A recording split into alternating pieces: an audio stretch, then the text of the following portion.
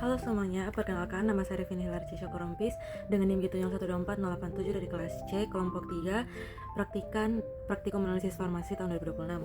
Tujuan saya membuat video kali ini yaitu untuk memenuhi tugas pendahuluan analisis farmasi percobaan 6 dengan judul percobaan validasi, metode analisis, uji presisi dan akurasi penetapan paracetamol dengan spektrofotometri UV-Vis. Jadi tanpa basa-basi lagi kita langsung ke video utamanya. Nah, jadi pertanyaan yang pertama yaitu apa itu presisi dalam analisis farmasi? Nah, presisi adalah tingkat kedekatan hasil pengukuran yang diperoleh ketika suatu sampel itu dianalisis berulang kali dengan metode yang sama. Semakin kecil perbedaan antar hasil, maka semakin baik presisinya. Contohnya itu kayak misalnya kadar paracetamol yang diukur itu ada 5 kali, terus dia diperoleh hasil itu yang pertama ada 99,8%, yang kedua ada 100,1%, yang ketiga ada 99,9%, terus ada 100%, dan yang terakhir ada 100,2%. Nah, hasilnya itu kan saling berdekatan sehingga metode tersebut itu memiliki presisi yang baik. Terus jenis presisi ini ada dua, yaitu repeatability atau intrahari, yang dimana pengukuran ini dilakukan oleh analis yang sama, alat yang sama, dengan hari yang sama. Nah, tujuan itu untuk melihat kestabilan metode dalam kondisi yang sama. Terus yang kedua itu ada intermediate precision, atau yang dimana pengukuran itu dilakukan dengan variasi hari yang berbeda, analisis berbeda, dan atau alat yang berbeda. Nah, tujuannya itu untuk mengetahui apakah metode tetap konsisten pada kondisi laboratorium yang berubah.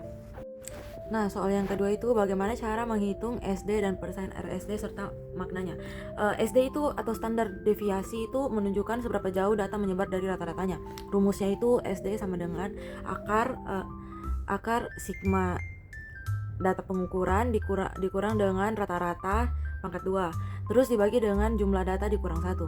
Sedangkan kalau persen relative standard deviation atau persen RSD itu digunakan untuk menilai presisi metode dengan rumus persen RSD sama dengan SD dibagi rata-rata dikali 100%.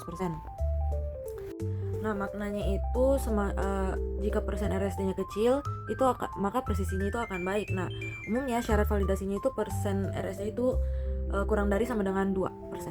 Nah, pertanyaan yang ketiga, apa itu akurasi dan bagaimana metode recovery itu digunakan? Nah, akurasi adalah kedekatan hasil pengukuran terhadap nilai sebenarnya. Metode yang sering digunakan adalah standard addition atau recovery, yang dimana sampelnya itu ditambahkan standar paracetamol dengan jumlah tertentu, kemudian dianalisis kembali menggunakan UV-Vis, kemudian akan dilihat seberapa banyak standar yang berhasil terukur kembali. Nah, tujuannya itu untuk mengetahui apakah metode itu mampu mengukur kadar sebenarnya tanpa terganggu matriks sampel. Nah, contohnya itu misalnya ada sampel awal itu 50 mg, terus ditambah standar itu 50 mg juga. Hasil pengukurannya itu 98 mg. Berarti metodenya itu mampu mengukur hampir seluruh penambahan standar. Nomor 4 yaitu bagaimana menghitung persen recovery dan contohnya. Nah, rumus dari persen recovery itu yaitu persen recovery sama dengan kadar setelah penambahan standar itu dikurang dengan kadar sampel awal dibagi dengan kadar standar yang ditambahkan dikali dengan 100%. Nah, contohnya itu misalnya ada kadar awalnya itu 50, terus standar yang ditambahkan itu juga 50. Nah, hasil akhirnya kan 98. Nah, perhitungannya itu berarti persen recovery-nya sama dengan itu 98 dikurang dengan 50 dibagi 50 dikali 100%. Nanti akan menghasilkan 96%. Nah, interpretasinya itu recovery 98 sampai 102% itu sangat baik, sedangkan recovery 95 sampai 105% itu masih dapat diterima. Nah, jika recovery-nya di luar rentang terlalu rendah, itu kemungkinan zatnya hilang saat preparasi. Kalau terlalu tinggi, kemungkinan ada interferensi atau kesalahan alat. Artinya metode belum cukup akurat dan perlu diperbaiki.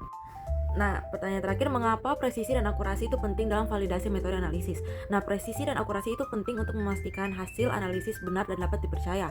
Nah, dampaknya dalam farmasi itu jika kadar paracetamolnya terukur salah, kalau terlalu rendah itu pasien bisa mendapatkan dosis yang kurang efektif. Jadi dia tidak bisa memberikan efek terapi. Sedangkan kalau terlalu tinggi itu akan beresiko toksisitas atau kerusakan hati atau hepatotoksik.